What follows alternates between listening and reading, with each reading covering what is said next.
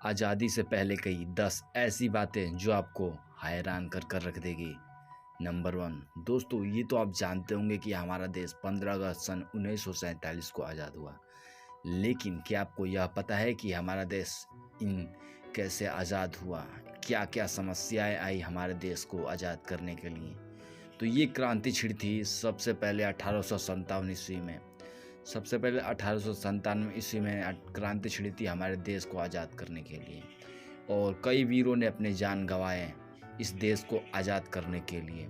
और यहीं पर कई वर्षों के बाद, तकरीबन 100 वर्षों के बाद, हमें 1947 में सफलतापूर्वक आज़ादी मिली, जो कि उस दिन हम स्वतंत्रता दिवस मनाते हैं।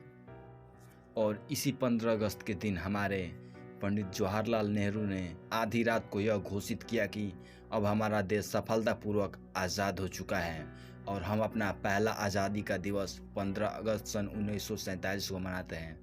और इसी तरह से हम अपना आज़ादी दिवस मनाते हुए आज हमारा 77वां आज़ादी का वर्ष है, और हम इसी तरह आगे भी हम अपने देश के प्रति खड़े रहें और हम अपने देश के लिए जान दें। नंबर 2, पाकिस्तान की आज़ादी 14 अगस्त सन 1947 को हुई। इसका मतलब यह है कि हमारा देश एक दिन पीछे आज़ाद हुआ।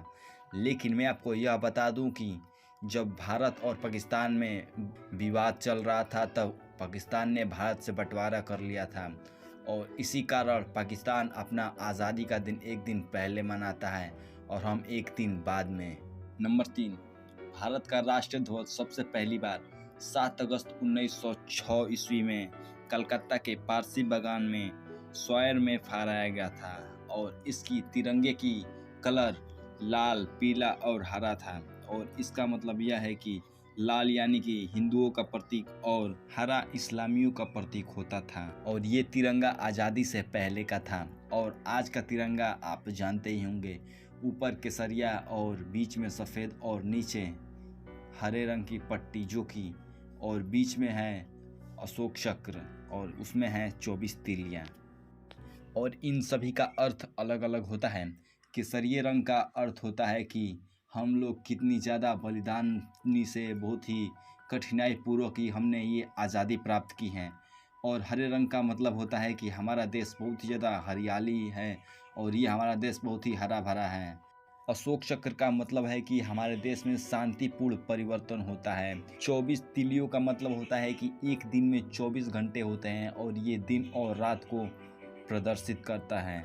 नंबर 4, स्वतंत्रता के बाद पुर्तगालियों ने अपना संविधान में कुछ बदलाव कर एक खेल खेला और गोवा को अपना राज्य घोषित कर दिया। और लेकिन 19 दिसंबर 1961 ईस्वी को हमारे एसएसबी यानी कि सशस्त्र सीमा बलों की उस गोवा पर हमला कर उन पर अधिकार अपना कर लिया और भारत में उस गोवा को अपने के अंदर मिला लिया।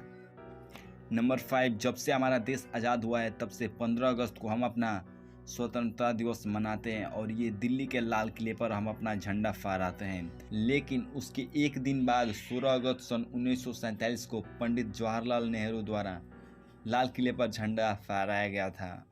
जब हमारा देश आज़ाद हुआ था तब उसके साथ ही 3 और ऐसे देश थे जो कि उसी दिन आज़ाद हुए थे। नंबर 1 दक्षिण कोरिया, नंबर 2 ब्रिटेन और नंबर 3 कांगो।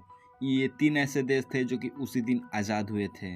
अगर आप ऐसे ही और जानकारी लेना चाहते हो तो हमारे चैनल को सब्सक्राइब कर अपने दोस्तों के साथ शेयर भी कर सकते हैं। जय हिंद।